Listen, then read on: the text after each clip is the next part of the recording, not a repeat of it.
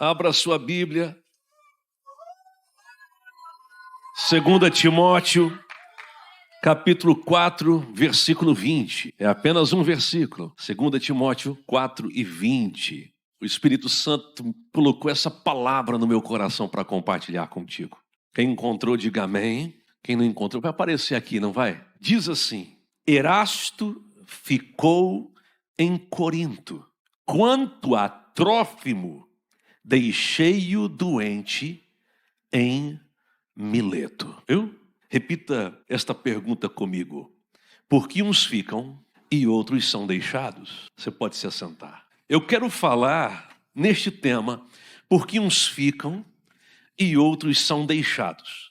Ora, quando olhamos para este versículo, nós estamos enxergando praticamente as últimas palavras do apóstolo Paulo. Quando você olha para este mesmo capítulo, quando você olha para o versículo 7, você vai enxergar o apóstolo Paulo dizendo o seguinte: combati o bom combate, completei a carreira e guardei a fé. A gente tem que observar bem o que ele está dizendo. Ele está dizendo que combateu o bom combate. Ele não está dizendo que combateu todos os combates. Ele não está dizendo que ele se meteu em combate que não valia a pena entrar. Não.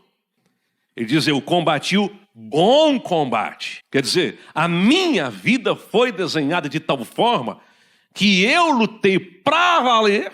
E você sabe, quando se trata do apóstolo Paulo, por mais que a sua morte foi trágica, ele foi um vencedor.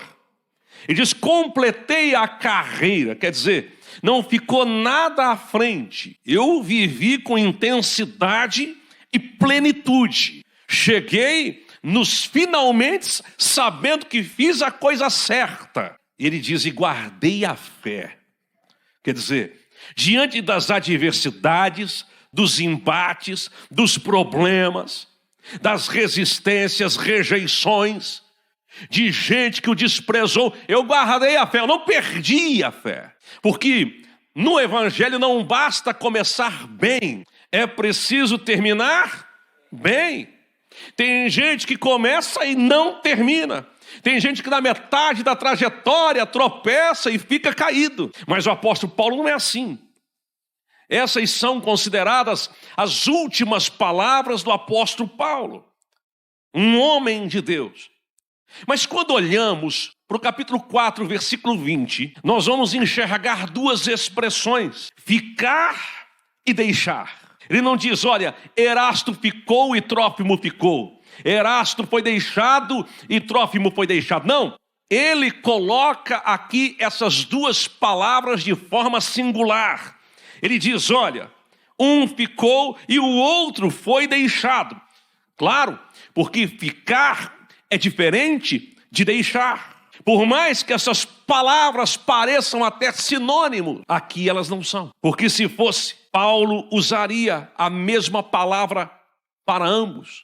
Mas ele faz distinção entre um e o outro. Justamente porque as razões por que uma pessoa fica é diferente das razões pela qual uma pessoa é deixada. E aí vamos observar o versículo que lemos, porque por mais que você quer vigília, eu quero ser pontual, eu quero ser direto, e eu quero que você saia daqui hoje com uma mentalidade aberta para aquilo que o Senhor tem para a sua vida.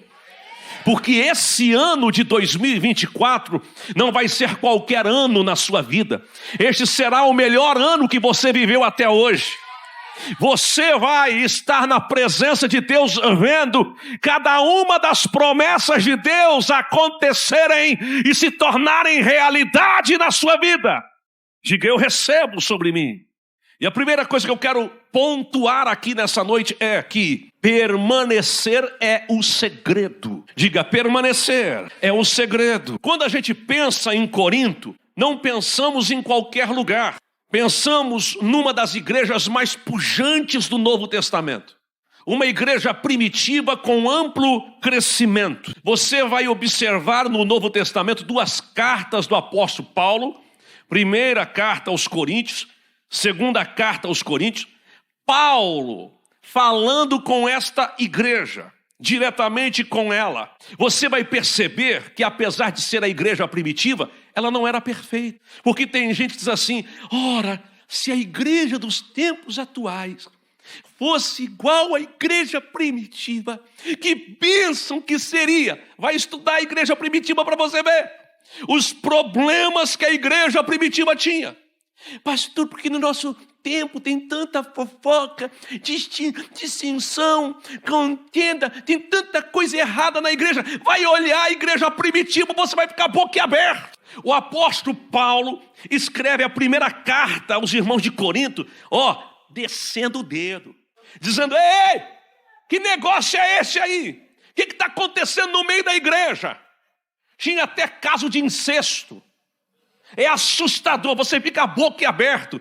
Ele não tem rodeios, ele não maquia o negócio, ele não afaga, ele é direto ao ponto. Ele fala sobre dons espirituais e diz: olha, vocês precisam entender sobre os dons espirituais, capítulo 12. E no 14 ele fala sobre dons de línguas e profecia. Mas no 13 ele tem que interromper o assunto e falar sobre amor. Porque não adianta ter revelação, ter dom, ter poder, ter unção e não ter amor. Tem gente que sabe tudo da Bíblia, mas não ama. Sabe tudo, mas não ama. Porque sabe tudo, mas não vive. Não é o quanto você sabe, mas é o quanto você pratica. Não sede apenas ouvintes, mas praticantes. Então a igreja de Corinto precisava do quê? De correção, de ajustes, de alinhamento, de uma ministração, de ser trazida de volta para o eixo, coisa que no nosso tempo a gente precisa o tempo todo. Nós estamos confundindo unção com adrenalina, unção com aprovação de caráter.